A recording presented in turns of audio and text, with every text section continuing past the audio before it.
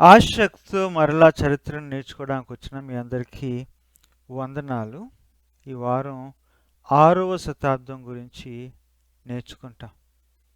మరి ముఖ్యంగా ఈ యొక్క కష్టకాలంలో మీరందరూ ఆరోగ్యంతో ఉండాలని, ఆయుష్తో ఉండాలని, క్షేమంగా ఉండాలని ఆశిస్తున్నాను. 6వ శతాబ్దం అనగానే మనకు కొన్ని విషయాలు జ్ఞాపకం రావాలి. నేను మీకు జ్ఞాపకం చేయాలి. ఏంటంటే ఏ దేశంలో ఆ దేశానికి కలిగినటువంటి మహారాజులు ఉన్నారు, అలాగే సంఘానికి పెద్దలు ఉన్నారు, బిషప్లు కూడా ఉన్నారు. 5వ శతాబ్దం వరకు సంఘము వికేంద్రీకరణగానే ఉంది. ఒక కేంద్రం లేదు, చాలా చాలా కేంద్రాలు ఉన్నాయి. అదే కదా నేర్చుకున్నాం.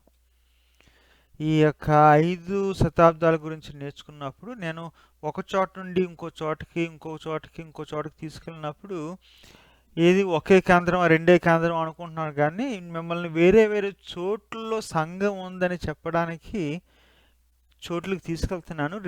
6వ శతాబ్దం అనగానే మనకి 2 పేర్లు జ్ఞాపకం వస్తాయి. 2 నాయకులు, సమర్థమైన నాయకులు. ఒకరు మార్ అబా, తన పేట్రియార్క్. మరొకడు Gregory the great. Gregory the great పోయిన వారం నేను ఆ పేరు పలికాను. ఎందుకంటే అది సందర్భం ఏంటంటే ఈ యూరోప్లో, వెస్టర్న్ యూరోప్, నార్థన్ యూరోప్లో క్రైస్తవ్యం వ్యాపించింది. దానికి కారణం గ్రెగరీ ద గ్రేట్ అని నేను ఒక పొరపాటు చేశాను. అది 5వ శతాబ్దం అన్నాను. అది పొరపాటు. గ్రెగరీ ద గ్రేట్ 6వ శతాబ్దానికి చెందాడు. అక్కడ నేను చెప్పే పాయింట్ ఏంటంటే యూరోప్ కంటూ క్రైస్తవ్యం వస్తే అది 5వ శతాబ్దంలో వచ్చిందని. గ్రెగరీ ద గ్రేట్ 6వ శతాబ్దంలో దాన్ని ఇంకా విస్తృతం చేశాడని చెప్పేసి చెప్పాను. ఆ పొరపాటుని ఈ వారం నేను కరెక్ట్ చేసుకుంటున్నాను. సో ఆ గ్రెగరీ ద గ్రేట్ గురించి, ఆ గనుడైన గ్రెగరీ గురించి ఈరోజు మనం నేర్చుకుంటాం. కానీ మరలా వద్దాం. 6వ శతాబ్దంలో 6 రోజుల్లో ఆ ప్రపంచం ఎట్లా ఉంది, మనలాగే 21వ శతాబ్దం 2021 ఎలా ఉందో అలాగుంది. యుద్ధాలు జరుగుతున్నాయి, తెగుళ్ళు వస్తున్నాయి, పెద్ద పెద్ద తెగుళ్ళు వస్తున్నాయి, ప్రళయాలు వస్తున్నాయి, పుకార్లు వస్తున్నాయి. పరిస్థితులు అంత బాగాలేదు. మరి ముఖ్యంగా రోమా నగరం యొక్క పరిస్థితి అస్సలు బాగాలేదు. కానీ రోమా నగరము అది ప్రపంచానికి కేంద్రం ఇక కాదు. ఎందుకంటే రోమా సామ్రాజ్యం పతనం అయిపోయింది. కాస్తో కోస్తో అధికారము పరపతి ఎక్కడుందంటే కాన్స్టంటినోపుల్లో ఉంది. జ్ఞాపకం ఉందో లేదు కానీ 4వ శతాబ్దంలో కాన్స్టంటైన్ వచ్చి ఆ నగరాన్ని కట్టాడు, అక్కడికి అధికారాన్ని తీసుకెళ్ళాడు. సో ప్రస్తుతానికి అధికారం అంటూ ఎక్కడుందంటే కాన్స్టంటినోపుల్లో ఉండేది. రోమా సామ్రాజ్యం పతనం అయిపోయింది. నగరం కూడా దరిదాపు శిథిలాల్లో ఉంది ఆ రోజుల్లో. రోమాలో ఉన్న బిషప్పు అందరు బిషప్పులు ఎలాగో తను కూడా అంతే. సో ఎవరన్నా ఈ పోపులు ఏంటి, పోపుల యొక్క వ్యవస్థ ఏంటి, పోపులు అంత బలవంతులు, పరపతి ఉన్న వాళ్ళు ఎప్పుడయ్యారు అంటే అది 6వ శతాబ్దంలో ప్రారంభమైందని ఒమాలి అనే ఒక చరిత్రకారుడు అంటాడు. ప్రారంభానికి కారణం ఎవరంటే ఈ గనుడైన గ్రెగరీ ఒకడు. ఓకే, దాని దగ్గరికి తర్వాత వద్దాము. చెప్పాను కదా, పుకార్లు, ప్రళయాలు, తెగుళ్ళు, యుద్ధాలు, వికేంద్రీకరించబడిన సంఘం, పేట్రియార్కులు ఉన్నారు, అలాగా పశ్చిమానేమో బిషప్స్ ఉన్నారు. పోపు పెద్ద ఏం కాదు, ఇంకా ఏం కాలేదు. 6వ శతాబ్దంలో కూడా ఒక నమ్మకం పుట్టింది ఏంటంటే పేతురు అనేవాడు రోమాలో బిషప్గా ఉన్నాడని. పేతురికి తాళాలు ఇవ్వబడ్డాయి కాబట్టి రోమాలో ఉన్న బిషప్కి మిగిలిన బిషప్ల కన్నా ఎక్కువ అధికారం ఇవ్వబడిందని చెప్పేసి ఆ నమ్మకం కూడా 6వ శతాబ్దంలోనే ప్రారంభమైంది. సో మొదటి కథ చెప్తాను. మార్ ఆబా అంటే పరిశుద్ధుడైన ఆబా, పర్షియా దేశం. మ్యాప్ చూద్దురు కానీ ఆ బ్లూ లైన్ ఉంటుంది కదా, అక్కడ స్టార్ట్ అవుతుంది పర్షియాలో. మళ్ళీ రెండో కథ ఆ బ్లూ లైన్ మిమ్మల్ని ఆ రోమ్కి తీసుకెళ్తుంది, అక్కడికి వెళ్తుంది. ఓకే, ఆ మ్యాప్ గమనించండి. ఇప్పుడు మనం పర్షియాలో ఉన్నాము. ఆబా అనే ఒక పెద్ద మనిషి పేట్రియార్క్. ఎందుకు పేట్రియార్క్ అంటే అర్థం ఏంటి? పేట. పోప్ అంటే అర్థం ఏంటి? పాప. రెండు అంటే అర్థం ఏంటి? తండ్రి. పలుకుబడి ఉన్నవాళ్ళు, వాళ్ళ మాట చెప్తే గౌరవించాలి. ఈ మార్ ఆబా ఎప్పుడు అవుతాడంటే పేట్రియార్కు 540లో అవుతాడు. అంతా కలిపి ఆ 12 సంవత్సరాలే పేట్రియార్క్గా ఉంటాడు. కానీ సామర్థ్యమైన నాయకుడు. ఎంత సామర్థ్యం అన్నా మర్చిపోకండి, పర్షియాలో జొరాస్ట్రియిజం అంటే మన పార్సీస్ ఉన్నారు కదా మన భారతదేశంలో, ఆ పార్సీల యొక్క మతం అప్పుడు కొంచెం వేరుగా ఉండేది. కానీ వాళ్ళ దేశం అది, ఆ మతమే అధికార మతం. ఇక ఎవరన్నా ఉండొచ్చు కానీ చాలా జాగ్రత్తగా ఉండాలి, మైనారిటీ. ఓ సమస్య ఏంటంటే ఆబాతోని, ఆబా ఒకప్పుడు జొరాస్ట్రియన్ ఈ మతంలోకి చెందినోడు మత మార్పిడి చెంది క్రైస్తవుడు అయ్యాడు. ఆ రోజుల్లో జొరాస్ట్రియన్ మతంలో ఉన్నవాళ్ళు మత మార్పిడి అయితే వాళ్ళకి ఉన్న శిక్ష ఏంటంటే ప్రాణం తీసేయడమే. వీడు ఎలాగో బ్రతికేశాడు. బ్రతకడమే కాదు, ఇప్పుడు ఏమయ్యాడంటే సంఘానికి నాయకుడు అయిపోయాడు. కానీ తనకి ఇది పోలేదు, ప్రమాదం పోలేదు. అందుకనే తాను అధికారంలో ఉన్న 12 సంవత్సరాల్లో 7 సంవత్సరాలు తను అయితే జైల్లో పెట్టబడ్డాడు, లేకపోతే ప్రాణం కొరకు పారిపోయి ఎక్కడో దాక్కున్నాడు. మనుషులకి 5 సంవత్సరాలే తన సంఘానికి కనబడ్డాడు. వీని యొక్క గొప్పతనం ఏంటి? ఒకటి, సంఘాన్ని పునర్వ్యవస్థీకరించాడు. ఎందుకు వ్యవస్థీకరించాడంటే అప్పటికి సంఘం, పర్షియాలో ఉన్న సంఘం ముక్కలు అయిపోయింది. కారణం ఆ రోజుల్లో ఒక నమ్మకం ఉండేది. అంటే ఆ రోజుల్లో కదా, దానికి ముందు నెస్టోరియస్ అని కాన్స్టాంటినోపుల్లో ఒక బిషప్ ఒక వింత బాధ పుట్టించాడు. ఆ వింత బాధ ఏంటంటే యేసయ్యలో 2 స్వభావాలు ఉన్నాయి. ఒకటి ఏంటంటే దైవం, 2 ఏంటంటే మనుషుడు. కానీ 2 ఒకసారి కలిసి ఉండలేవు అంటాడు ఈ నెస్టోరియస్. అని ఇంకో మాట కలుపుతాడు. ఏమంటాడంటే మరియకు పుట్టిన యేసు దేవుడు కాదు, తను క్రీస్తే. ఎందుకంటే ఒక స్త్రీ ఒక దేవుణ్ణి గర్భవతిగా గర్భంలో పెట్టి మోయలేదని చెప్పేసి తను నమ్ముతాడు. గమనించండి, నేను మీకు ఈయన చెప్తున్నాను, మిమ్మల్ని నమ్మని కాదు. నేను మీరంటే ఎంత గౌరవం, వాళ్ళంటే అంత గౌరవం. వాళ్ళ నమ్మకాలు ఎలా నమ్మారో మీకు చెప్పడం నా బాధ్యత, అదే నా వృత్తి. సో ఈ నెస్టోరియస్ ఏమన్నాడంటే, లేదు, పుట్టినప్పుడు మనిషి అందరిలాగే పెరిగాడు, చనిపోయే టయానికి దైవత్వం తనలో వచ్చింది అంటాడు. దాన్ని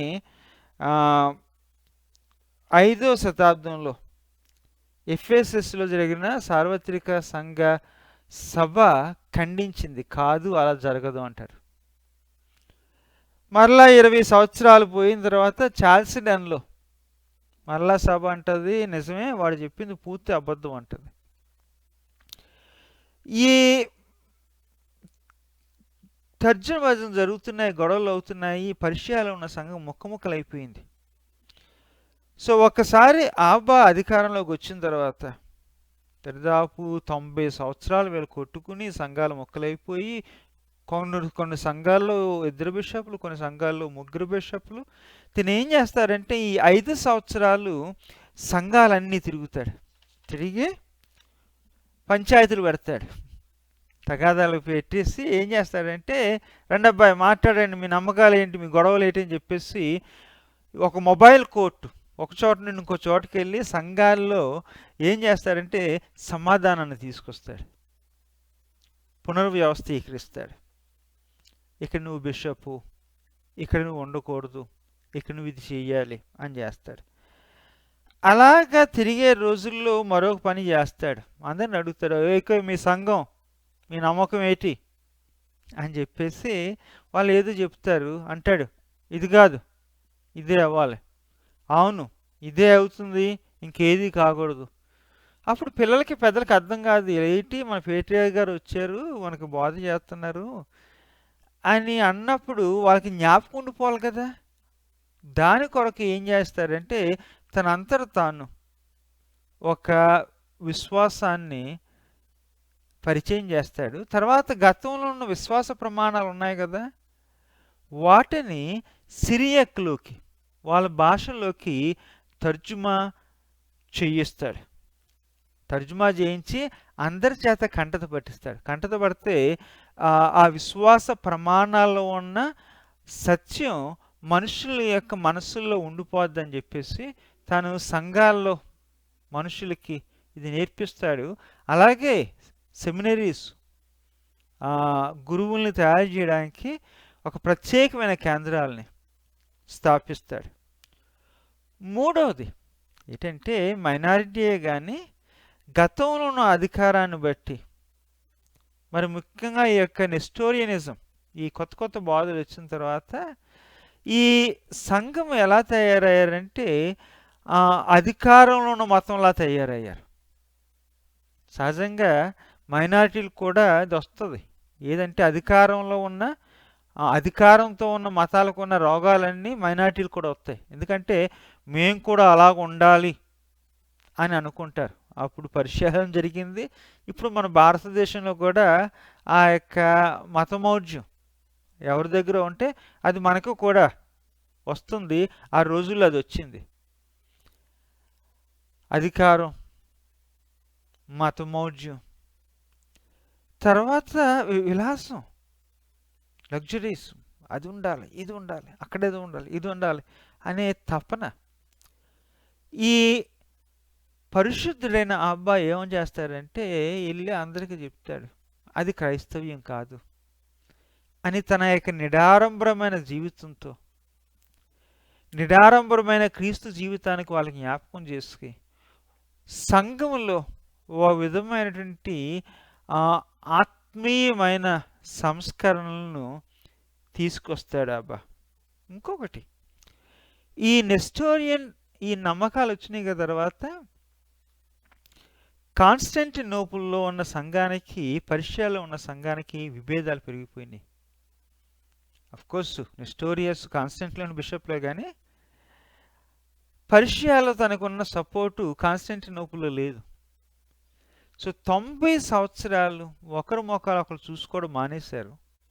తన యొక్క సామర్థ్యంతో ఏం చేస్తాడంటే కాన్స్టాంటినోపుల్తో మరలా అంటాడు, రండి మనం కలిసి ఉండగలము అంటాడు. అఫ్కోర్స్ కాన్స్టాంటినోపుల్ ఈయన అనుకున్నంత ఆతృతగా సంతోషంగా పర్షియన్ సంఘాన్ని స్వీకరించలేదు. కానీ ఈ ప్రయత్నాల మటుకి పరిశుద్ధుడైన అబ్బా చేస్తాడు. అది ప్రస్తుతానికి పర్షియాలో ఉన్న సంఘం గురించి నేర్చుకున్నాం. ఇప్పుడు రోమా నగరానికి వెళ్దాం. అన్నాను కదా, గ్రెగరీ ద గ్రేట్ 6వ శతాబ్దానికి చెందిన గనుడైన గ్రెగరీ గురించి నేర్చుకుందాం. ఎక్కడ పుట్టాడు అంటే రోమాలో పుట్టాడు. రోమా ఎలాగుందంటే అప్పుడే శిథిలం అయిపోయి బలహీనంగా ఉంది. అప్పటికే రోమా అనగానే అందరూ పేతురు పేరు జ్ఞాపకం చేసుకుంటున్నారు. అక్కడ ఎవరు పోపు ఉన్నా, ఎవరు బిషప్ ఉన్నా పేతురికి వారసుడని చెప్పేసి కొన్ని కొన్ని నమ్మకాలు పుడుతున్నాయి. చెప్పాను కదా, తెగుళ్ళ రోజులు. తెగుళ్ళు రాకముందేమో ప్రళయాలు వచ్చినాయి. సహజంగా ప్రళయాలు వచ్చాయి, తెగుళ్ళు వచ్చాయి, ఆకలి పెరిగింది. ఆకలి పెరిగినప్పుడు ఏం జరుగుతుందంటే కొంచెం మతి భ్రమిస్తుంది. మనుషులు ఎలాగ ఆలోచిస్తున్నారో అర్థం కాదు. ఆకలి కదా. ఏం మాట్లాడుతున్నారో అర్థం కాదు. చరిత్ర యొక్క పోకట ఎలా ఉందో అది కూడా అర్థం కాదు. ఇలాంటి మతి భ్రమించిన రోజుల్లో సహజంగా జరిగేది ఏంటంటే పుకార్లు. పుకార్లకి అప్పుడు వాట్సాప్లు లేవు, ఫేస్బుక్లు లేవు, టీవీలు లేవు. కానీ పుకార్లు వెళ్ళే పద్ధతులు ఉన్నాయి. పుకార్లకి ఇంధనం లేని కార్లు. ఒక పుకారు ఏంటంటే టైబర్ నదిలోని ఒక మృగం వచ్చిందని, ఏదో ప్రకటన గ్రంథంలో జరిగిన కథలలాగా ఉందన్నమాట. ఆ మృగం మరణం అని, వీధి వీధి ఇంటింటికి వెళ్ళి మనుషులను ఒక్కొక్కరిని మింగేస్తుందని, పైనుండి ఆకాశం నుండి అగ్గి దిగి వస్తుందని, ఇలాంటి వింత వింత కథలు చెప్పుకునే రోజులు. అంత కొత్తగా ఉందా మీకు? ఇలాంటి తెగుళ్ళు వచ్చినప్పుడు అలాంటివి జరుగుతాయి. అది సహజం. సహజం. అలాంటప్పుడు తన యొక్క బిషప్ పెలేజియస్ ఏం చేశారంటే తనని కాన్స్టాంటినోపుల్లో కొంతకాలం ఉంచి, ఇతడు రాయిబారిగా ఉంచుతాడు. గ్రెగరీకి రాయిబారం జరిపోయాక కొన్ని స్కిల్స్ ఉన్నాయి. టైం వచ్చిన తర్వాత ఇంకొకరిని పెట్టి రమ్మంటాడు. ఈ పెలేజియస్ బిషప్ ఉన్నాడు కదా, తన యొక్క ప్రత్యేకత ఏంటంటే ఈ కష్టకాలంలో జనాలు ఆకలితో ఉన్నారని చెప్పేసి వాళ్ళకి సహాయం చేస్తాడు. అంతేకాదు, నగరం శుభ్రంగా ఉండాలి, తెగులుకి కారణం అది. అందుకు నగరాన్ని శుభ్రం చేయించాడు బిషప్పే. అంతేకాదు, ఇంతమంది చచ్చిపోతున్నారు, తెగ చచ్చిపోతున్నారు ఒకరి తర్వాత ఒకరు. వాళ్ళకి అంత్యక్రియలు జరగడం లేదు. తన సంఘం, తన యొక్క సంఘంలో, తన యొక్క బిషప్రిక్లో ఉన్న పాదులు అందరూ ఒక ప్రత్యేకమైన శ్రద్ధ తీసుకుని ఈ అంత్యక్రియలు, భూస్థాపనలు చేస్తారు. ఇంత సహాయం చేసిన, ఇంత సేవ చేసిన పెలేజియస్ ఈ సేవ చేస్తున్నప్పుడే తనకు కూడా ఆ తెగులు వచ్చింది, తను కూడా చనిపోతాడు. అలాంటి సమయంలో రోమాలో ఒక బిషప్ కావాలి. ఎవరయ్యా అన్నప్పుడు తిని తెలియకుండానే, తిని అడగకుండానే గనుడైన గ్రెగరీని వాళ్ళు ఏం చేస్తారంటే, ఇప్పుడు నువ్వే మా బిషప్ అని అంటారు. తనకి ఇష్టం ఉండదు. ఏం చేస్తాడు, ఈ బిషప్గా ఎన్నికైన తర్వాత ఇతను బిషప్గా ఉండడానికి ముందు ఎవరు పర్మిషన్ కావాలంటే కాన్స్టాంటినోపుల్లో ఉన్న పేట్రియార్కు పర్మిషన్ కావాలి. గమనిస్తున్నారు కదా, ప్రస్తుతానికి కేంద్రం ఎక్కడ ఉంది? అక్కడే ఉంది, కాన్స్టాంటినోపుల్లో.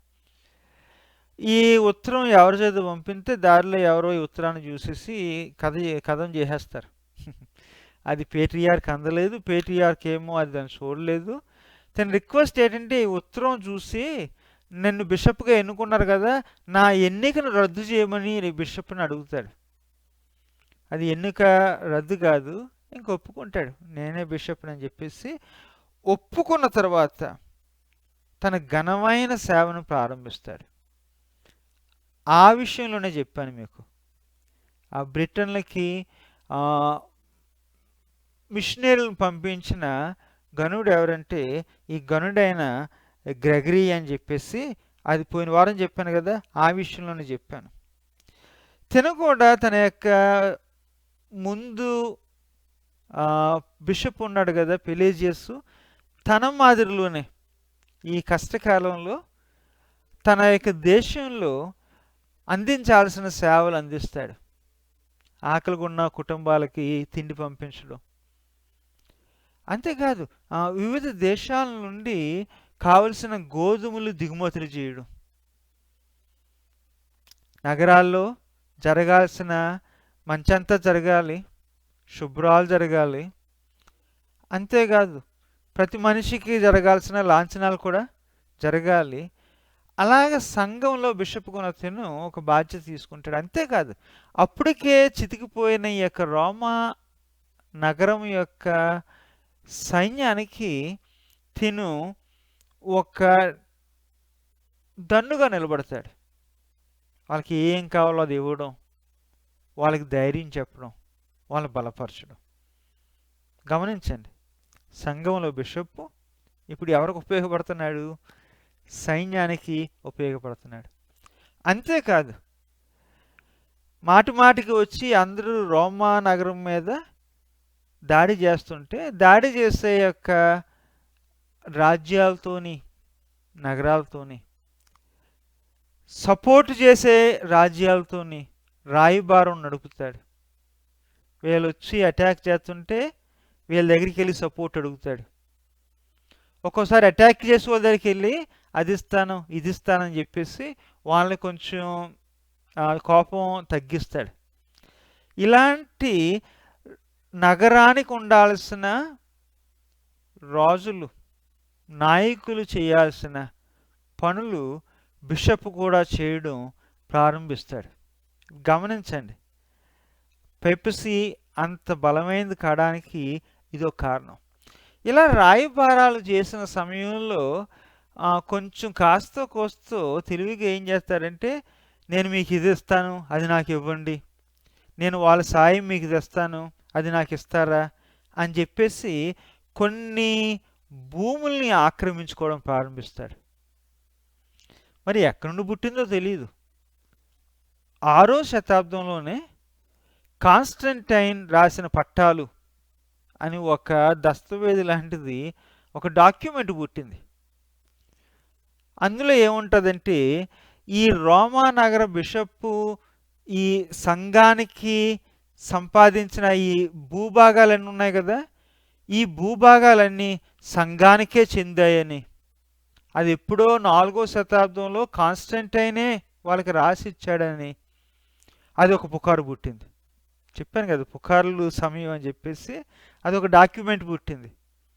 అప్పుడు వీడి సంపాదించిన ఈ స్థలాలన్నీ సంఘానికి చెందాయి.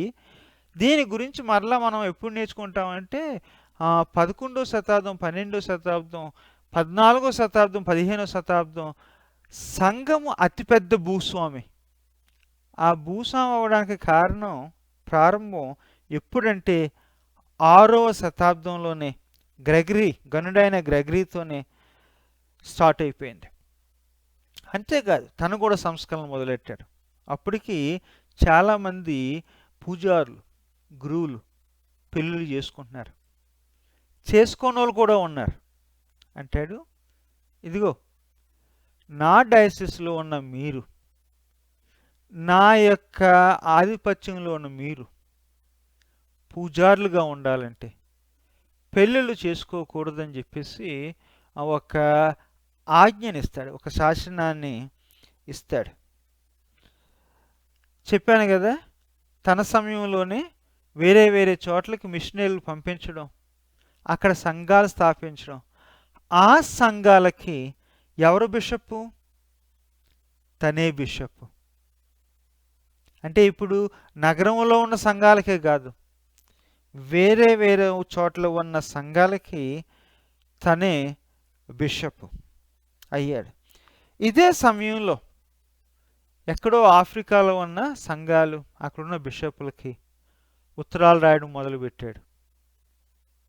వాళ్ళకు కొంచెం ఎంతగా ఉంది, వీడికి మాతో పని ఏంటి, నీ పని నువ్వు చూసుకోవాయా, మా పని మేము చూసుకుంటామని అన్నారు. కానీ ఈ ఉత్తరాలు రాయడానికి ఉన్న వెనకాలది ఏంటంటే, మీకు మాకు సంబంధం ఉంది అనేదే కాదు, మీకు నేను చెప్పే అధికారం ఉంది అని కూడా అర్థం ఉంది. కొంచెం కొంచెంగా తన యొక్క ఆధిపత్యాన్ని చాటించడం ఈ ఘనమైన గ్రెగరీ చేశాడు. ఇదే సమయంలో సంఘానికి రకరకాల బోధలు ఉండడం వీలు లేదని చెప్పేసి 2 వారాల క్రితం, పోయిన వారమే అగస్టిన్ గురించి నేర్చుకున్నాం కదా, ఆ అగస్టిన్ యొక్క బోధలు సంఘ బోధలు అవ్వాలని చెప్పేసి అంటాడు. అన్ని బోధలున్నా కాదు, తనకిష్టమైన బోధలు. ఇదే అంటే అగస్టిన్కి అప్పుడు లేని గౌరవం 6వ శతాబ్దంలో వచ్చింది. కారణం ఏంటంటే ఈ గనుడైన గ్రెగరీయే. ఈ గ్రెగరీకి కొన్ని కొన్ని వింత నమ్మకాలు ఉండేవి. ఒక నమ్మకం ఏంటంటే కొంతమంది మనుషులు తాము చేసిన పొరపాట్లు, మంచితనాలను బట్టి మంచి ఎక్కువ చేశారు. పొరపాట్లన్నిటికీ ప్రాయశ్చిత్తం తీర్చుకోలేదు. అలాంటోళ్ళు వెంటనే పరలోకానికి వెళ్ళరు. అలాగని చెప్పి నరకానికి వెళ్ళరు. మధ్యలో ఒక లేఓవర్ ఉంటుంది. దాన్ని పర్గేటరీ అంటారు. సో వీళ్ళ యొక్క పాపాలన్నీ క్షమించబడలేదు కాబట్టి, ప్రాయశ్చిత్తం వీళ్ళు పొందలేదు కాబట్టి, తన యొక్క వాదన అది. మరలా చెప్తున్నాను, తను ఏమి నమ్మాడో అది చెప్తున్నాను, మిమ్మల్ని నమ్మని కాదు. సంఘానికి రకరకాల నమ్మకాలు ఉండేవి. ఆ నమ్మకాల్లో ఈ ఒక నమ్మకం, మరలా దీని గురించి మనం 16వ శతాబ్దంలో నేర్చుకుంటాం. 6 నుండి 16. ఓకే. సో ఏమంటాడంటే వీళ్ళకి ప్రాయశ్చిత్తం జరగాలంటే వీళ్ళ పేరున బంధువులో, కుటుంబమో, స్నేహితులో, బ్రతుకున్న వాళ్ళు కాస్తో కోస్తో సంఘంకి వచ్చి ఆ ప్రాయశ్చిత్తం జరిగింది తెలిస్తే, ఈ లేఓవర్లో ఉన్న చనిపోయిన భక్తుడు సమయం వచ్చినప్పుడు ఆ పరలోకానికి, స్వర్గానికి చేరుతాడని చెప్పేసి ఆ గనుడైన గ్రెగరీ నమ్మాడు. అంటాడు, బతుకున్నప్పుడు మీరు చేయొచ్చు, చనిపోయిన తర్వాత మీ బంధువులు కానీ తెలిసిన వాళ్ళు కానీ చేయొచ్చు. ఏదేమైనా ఆ పూజారి, గురువు అంటాడు, ఇదిగో నీ పాపాలు క్షమించబడినాయి అంటాడు. ఆ మాటలో ఉంది ఈ శక్తి అంతా. అంటే మధ్యలో ఉన్న లేఓవర్లో ఉన్న ఆత్మలు వేరే లోకానికి, స్వర్గానికి వెళ్ళడానికి శక్తి అప్పుడు ఉందని చెప్పేసి నేను, అంటే తను చేసిన ఘనమైన కార్యాలని చెప్పాను. కొంచెం వింత వింత నమ్మకాలు కూడా చెప్పాను. ఆ నమ్మకాలు తన సమయంలో అంత గట్టివి కాదు, కానీ తరువాత అయినాయి. దానికి తనని మనము నిందించలేము. మరి గనుడైన గ్రెగరీ చేసింది ఏటయ్యా, సాధించింది ఏటయ్యా? ఇందాక కూడా చెప్పాను, సంఘ విస్తరణ. యూరోప్ ఉత్తర భాగానికి, పశ్చిమ భాగానికి సంఘం విస్తరించబడ్డానికి మిషనరీ ఎక్స్పాన్షన్. 2 PayPal consolidation. అంటే రోములో ఉన్న బిషపులకి అధికారం ఉండాలని, అధికారం చెలాయించడం అప్పుడు ప్రారంభించాడు. అది కన్సాలిడేట్ చేశాడు. 3 బిషపుల ఆత్మీయ విషయాలు చూడరు, అవసరమైతే ఆకలి తీర్చుతారు. నగరంలో నాయకులు చేయాల్సింది వీళ్ళు కూడా చేస్తారు. సైనికులకి సహాయం చేస్తారు, రాయబారాలు నడుపుతారు. అవసరమైతే పక్క దేశాలకు వెళ్ళి వాళ్ళ స్థలాలను ఆక్రమించుకుంటారు. అంటే రోమాలో ఉన్న బిషప్రిక్ ఇప్పుడు ఏమైందంటే ఒక లౌకికమైన ఒక శక్తి అయిపోయింది. ఇతడు బిషపే కాదు, ఇప్పుడు రాజకీయవేత్తలు చేసే ఆ యొక్క రాజకీయాలు, నాయకులు చూపించే ఆ యొక్క నాయకత్వం, ఆధిపత్యం, బాధ్యతలు, ఆ యొక్క శతాబ్దంలో ఆ బిషపులు మొదలుపెట్టారు. తర్వాత చెప్పాను కదా, అప్పటి నుండి ఆ పేపసీకి, అంటే బిషప్ ఆఫ్ రోమ్కి ఒక ప్రత్యేకమైన స్థానం ప్రారంభమైంది. గమనించండి, దీంతోనే పేపసీ పెద్ద ఏం అవ్వలేదు, కానీ అవ్వడం ప్రారంభించింది. తర్వాత శతాబ్దాల్లో అది ఇంకా బలమైన, ఒక బలీయమైన వ్యవస్థగా మారుతుంది. ఈ గ్రెగరీ ద గ్రేట్ ఇదంతా ఎంతకాలంలో చేశాడు అనుకుంటున్నారు చెప్పమంటారా? 14 సంవత్సరాలు. 590 నుండి, అంటే 6వ శతాబ్దం చివరి నుండి 604 వరకు. మరి 7వ శతాబ్దంలో ఏం జరిగాయో వచ్చే వారం నేర్చుకుందాము. అంతవరకు సెలవు.